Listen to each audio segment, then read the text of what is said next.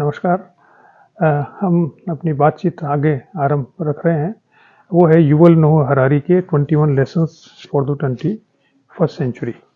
आज हम देख रहे हैं कि जो 6th चैप्टर है, छठा छठा लेसन जैसे हम कह सकते हैं, वो है सिविलाइजेशन। इसमें इसने ये बताने का प्रयास किया है कि सिविलाइजेशन पर एक थीसिस आई थी, क्लैश ऑफ सिविलाइजेशन के नाम से, सभ्यताओं का संघर्ष। जो सैमुअल हंटिंगटन, जो अमेरिकन पॉलिटिकल साइंटिस्ट है, उसने ये प्रपोजल रखा था कि आने वाले समय में जो युद्ध हैं वो देशों के बीच में ना होकर सभ्यताओं के मध्य में होंगे, क्योंकि सभ्यताएं अलग अलग है। और उसका मानना था कि अंतिम सभ्यता जो है वो पश्चिमी सभ्यता और मुस्लिम सभ्यता, इनके मध्य में एक अंतिम युद्ध होगा। और ये जो सनसनीखेज जो उसने ये थीसिस रखी थी 1990 के दशक में, उस पर वो काफ़ी विवादास्पद है नेचुरली, और उस पर काफ़ी बातचीत लोगों ने करी, काफ़ी इसकी आलोचना करी वगैरह।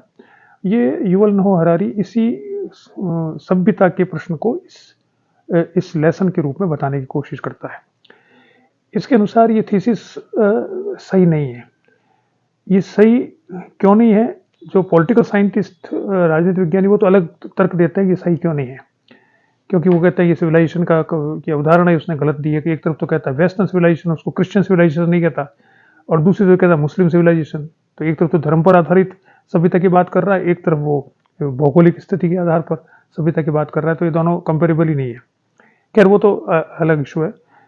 ये जो है हरारी का ये कहना है कि सिविलाइजेशन अलग अलग नहीं होती है। उसका मूल जो आर्ग्यूमेंट है, तर्क है, वो ये है कि सभ्यताएं अलग अलग समय पर अलग अलग तरह से बनती है, ये तो सही है, लेकिन सभ्यता के जो लोग हैं वो हमेशा कांस्टेंट रहे, ये जरूरी नहीं है।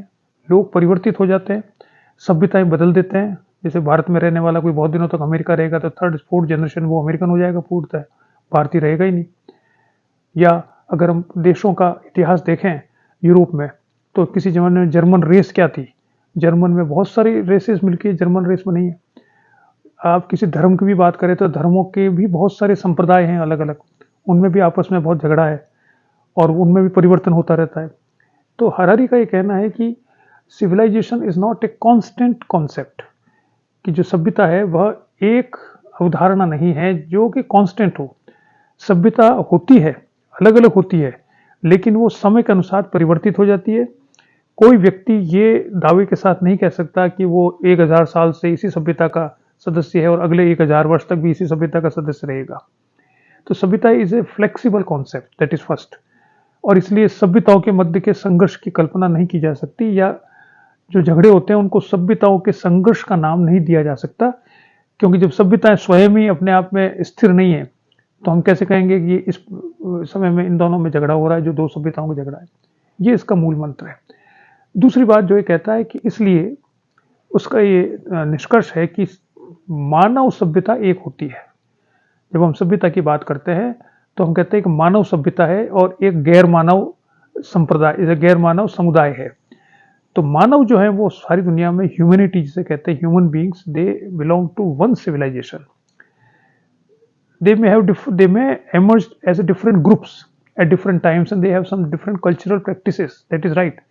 अलग अलग सांस्कृतिक परंपराएं हैं उनकी, अलग अलग सांस्कृतिक उनके बोध हैं, अलग अलग प्रकार से वो व्यक्ति अपने जीवन को चलाता है।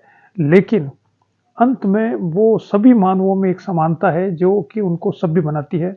वो दुनिया भर में मनुष्यों के आपसी व्यवहार की अगर हम बात करें, वो मनुष्यों के समाज से व्यवहार, मनुष्य का राज्य से व्यवहार, मनुष्य की वैवाहिक परंपराएं, दूसरे धार्मिक परंपराएं, इन सब में कुछ न कुछ साम्यता है जो उन सबको समान बनाती है।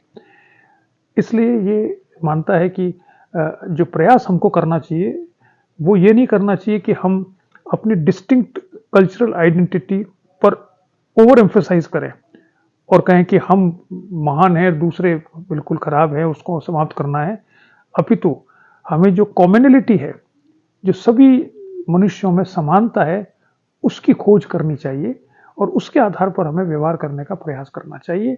तभी हमारी सभ्यता जो है या मानव समाज जो है वो आगे तक चल पाएगा।